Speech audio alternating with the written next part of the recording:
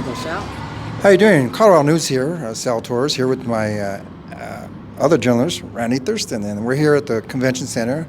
We just did an interview with Epi Corrego, but we're here for another important matter today. We're going to be talking to Antonio. Can you explain to the public what we're going to be asking him, Randy? Antonio had contacted Sal with some interesting news that I felt the public needed to be aware of, and that was with the peaceful protest that we had about a week and a half ago with the incident with George Floyd. The thing that concerned me is it was a peaceful protest, and I really commend our police chief, Troy Davenport, to be there, to marching, to be listening, to be communicating with everybody there to make sure that they knew that the voice was being heard.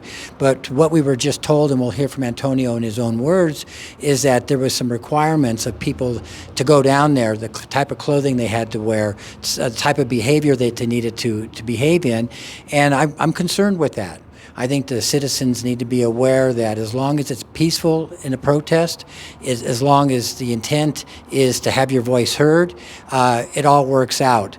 But to avoid the influence of outside forces that may take it to a place that becomes negative or nasty there.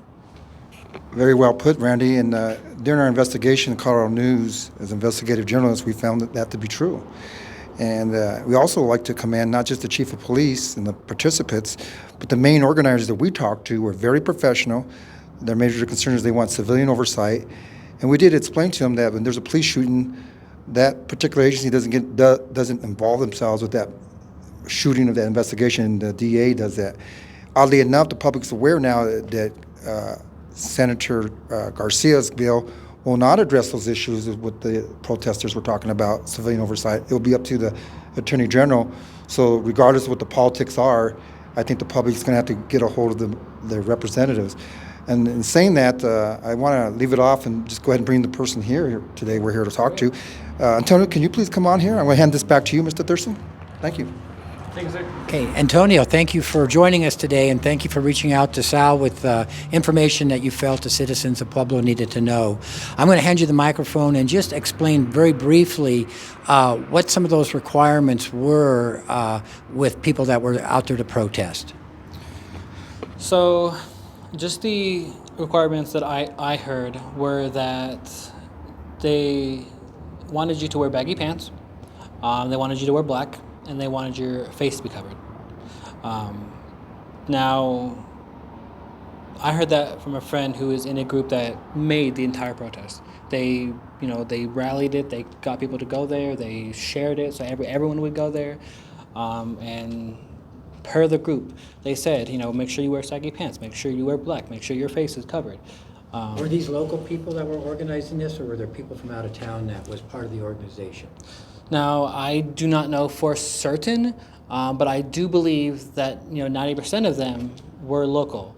Now, the only reason I know that is because I've seen them driving around. I've seen them walking the streets. I've seen them walking their dog. Just being regular people. But I always remember a face. I could have seen you 3 years ago, and I could remember your face. So just driving around, I just happen to see your face. 90% of them, I recognize them from just walking around. Do you feel that our police chief's presence there was a strong positive for the protest? Oh, absolutely. Just because, whatever department, does something bad, does not mean that you need to hide. If anything, it's to make you look, more guilty. The fact that he came out and was like, hey, this is, I'm sorry, whatever. Unfortunately, I was not able to hear him just because the protesters were being so loud. But the fact that he was merely there speaks wonders. He's not afraid to go out and be like, hey, on behalf of all police officers, I'm sorry, this is what happened. And the fact that he is like the head of the entire, he's the police chief. He's as far as you can go. That is absolutely wonderful. Well, my overwhelming feeling is that the majority of police officers have a good heart to do the right things. Yeah.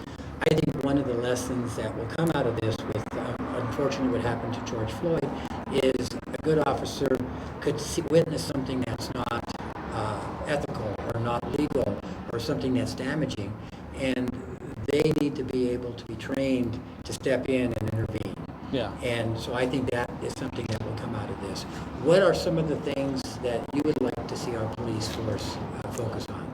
Well, I mean, really just mainly what you said, like no matter who it is, a civilian, a fellow police officer, if someone does something illegal or does something, heinous, then, you need to step in and be like, hey, you know that's not right, Would you also agree that the majority of our police officers have the right heart and the right agenda to serve the public?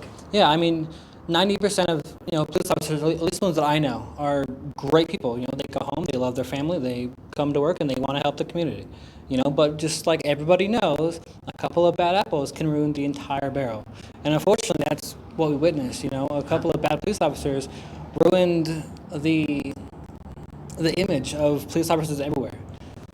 Antonio, I want to thank you for sharing the information that you had. I think it was important for the public to hear that. Again, best of luck in your future. And this is Randy Thurston speaking on behalf of Colorado News. Thank you.